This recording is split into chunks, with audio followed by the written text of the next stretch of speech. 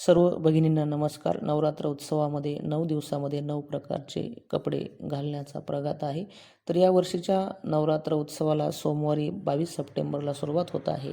तर कोणत्या दिवशी कोणत्या रंगाची साडी परिधान करावी याविषयीची माहिती आम्ही या व्हिडिओच्या माध्यमातून आपल्यासाठी घेऊन आलेलो आहोत.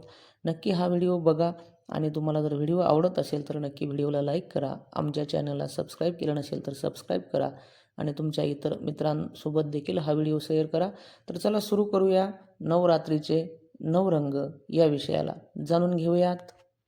पहिल्या दिवशी सोमवारी पांढरा रंग, दुसऱ्या दिवशी मंगळवारी लाल रंग, तिसऱ्या दिवशी बुधवारी निळा रंग, चौथ्या दिवशी गुरुवारी पिवळा रंग, पाचव्या दिवशी शुक्रवारी हिरवा रंग, सहाव्या दिवशी शनिवारी करडा रंग, सातव्या दिवशी रविवारी केशरी किंवा भगवा रंग, आठव्या दिवशी सोमवारी मोरपंखी रंग आहे, नवव्या दिवशी मंगळवारी गुलाबी रंग आहे आणि 10व्या दिवशी बुधवारी जांभळा रंग आहे.